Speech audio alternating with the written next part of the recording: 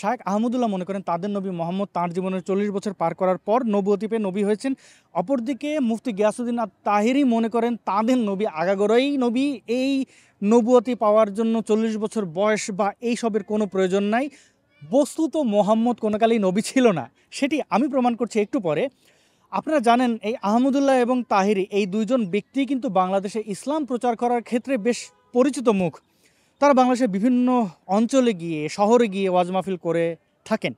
তো এই ব্যক্তিদের সাথে যদি আপনি বাংলাদেশের অন্যান্য মোল্লা মুর্শিদের তুলনা করেন তাহলে একটা বড় রকমের পার্থক্য পাবেন। সেই পার্থক্যটা কি?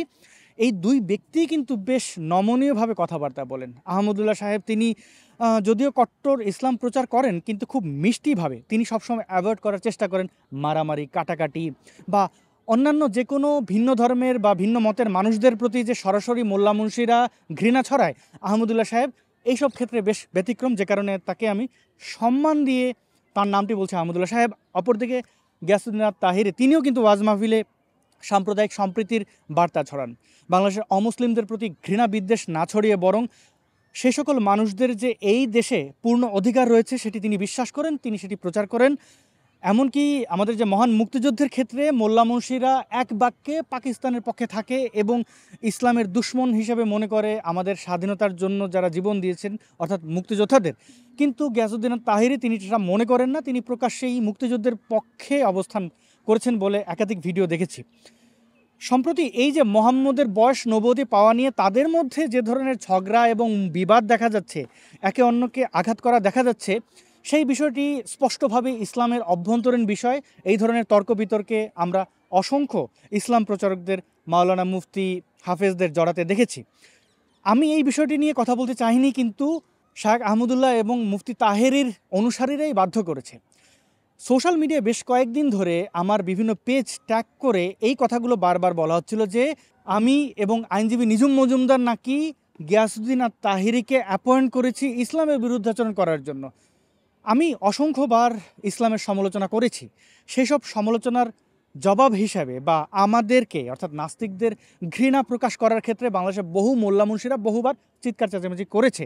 কিন্তু আহমদুল্লাহ সাহেবের অনুসারীরা মনে করছেন যে তাহিরি কখনোই আমার ব্যাপারে কোনো চিৎকার চেঁচামেচি করেননি। কিন্তু বাস্তবতা যদি আমরা দেখি, তাহেরের মুখ থেকেই প্রমাণ পাই তিনি আমাকে ফাঁসি দেওয়া বা ক্যাপিটাল পানিশমেন্টের পক্ষে বহুবার কথা বলেছেন। ইসলামিক স্কলারদের বা ইসলাম প্রচারকদের ভাষায় যেটা বলা হয় হুঙ্কার দেওয়া, সেই হুঙ্কার তিনি দিয়েছেন। চলুন তার মুখ থেকে আমরা শুনে নিই।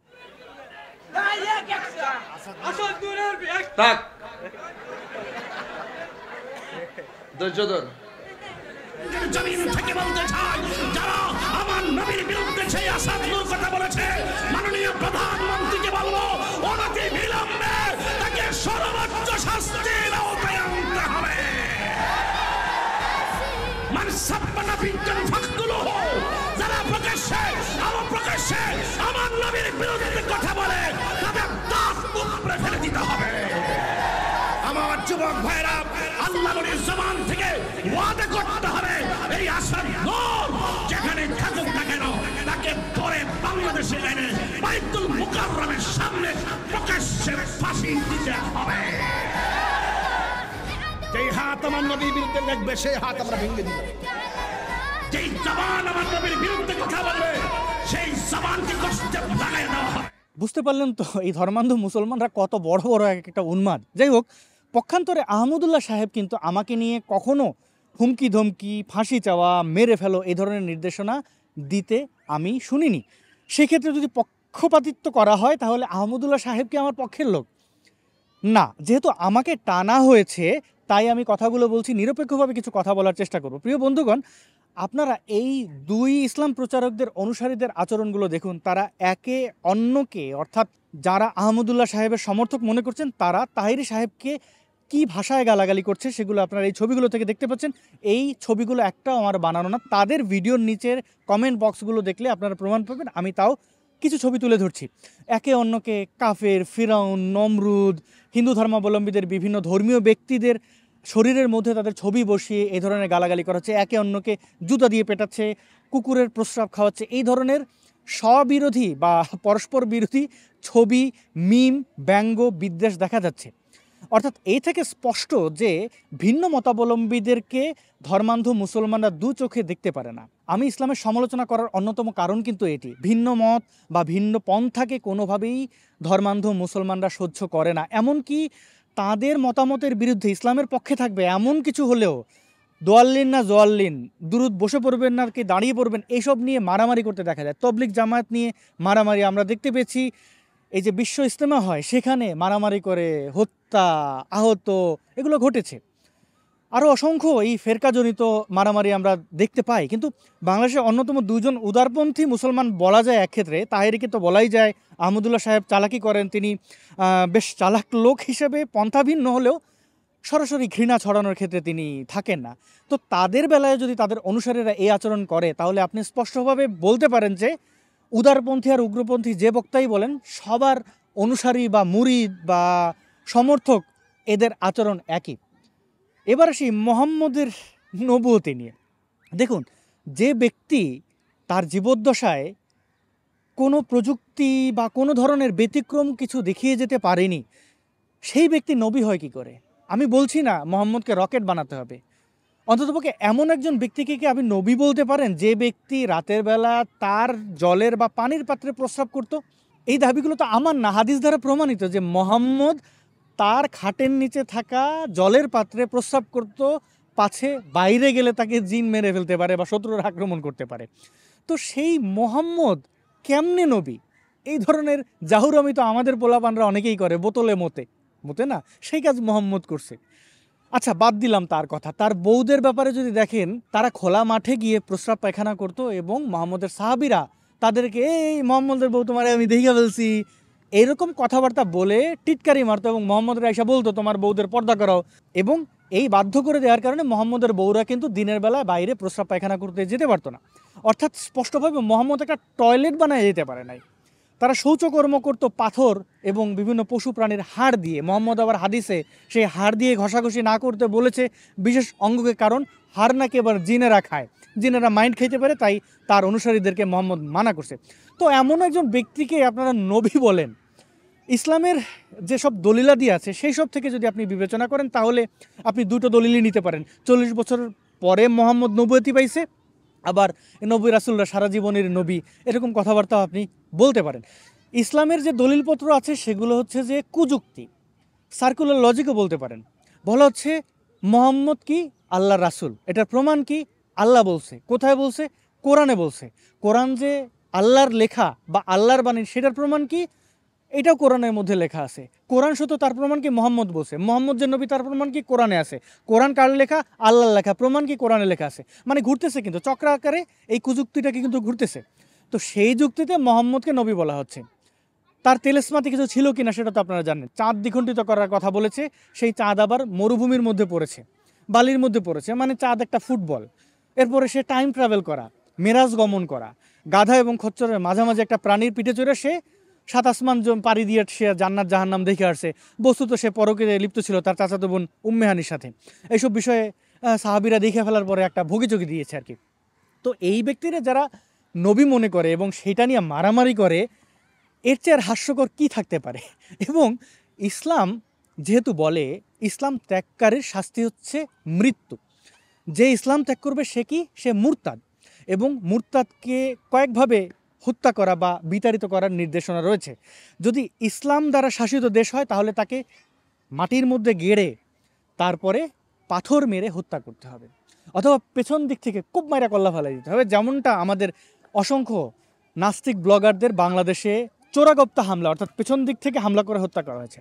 এবং যদি মুসলমানরা কোনো রাষ্ট্রে সংখ্যালঘু হয়, ওই রাষ্ট্রটি মুসলমানদের দ্বারা পরিচালিত না হয়ে থাকে, তাহলে রাষ্ট্রের যিনি প্রধান তার কাছে কান্নাকাটি করতে হবে যে এই ব্যক্তি আমাদের ধর্মীয় অনুভূতিতে আঘাত দিয়েছে, আমাদের আল্লাহ মোহাম্মদের লুঙ্গি মান্দার গাছের সাথে বা অন্যান্য গাছের সাথে লটকায় রাখছে, তার দেশ থেকে বাইর করে দাও। এরকম সংগঠিতভাবে দাবি দাবা করে তারা জোর জবরদস্তির মাধ্যমে মূলত সমালোচকদের মুখ বন্ধ করে দিতে চায়। প্রিয় বন্ধুগণ, দেখবেন ইসলাম ত্যাগ করলে যে শাস্তিগুলো আছে সেই শাস্তি অন্য কোনো ধর্মে নাই।